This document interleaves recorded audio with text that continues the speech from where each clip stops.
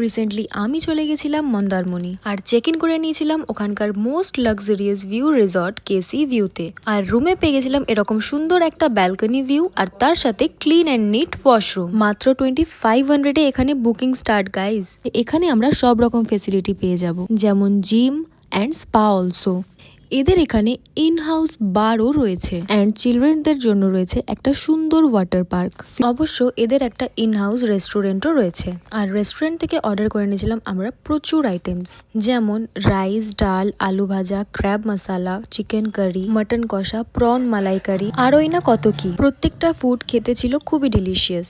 শহরে রোজ কাজের ব্যস্ততায় মানুষ এখন ঘুরতে ভুলেই গেছে, তবে কাজের ফাঁকে ব্যস্ততা থেকে একটু মুক্তি পাওয়ার জন্য মন্দারমণির কেসি ভিউ রিসর্ট একদম পারফেক্ট ডেস্টিনেশন। আর এত কম বাজেটে এরকম একটা সি ভিউ প্রপার্টি, এটা তো মিস করা যাবেই না।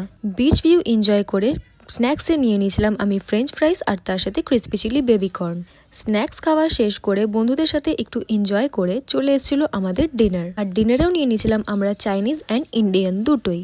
This resort is open for any kind of party or wedding seasons bookings. আর হ্যাঁ, এখানে ব্রেকফাস্টটা কিন্তু buffet system. So guys, visit now resort KC view.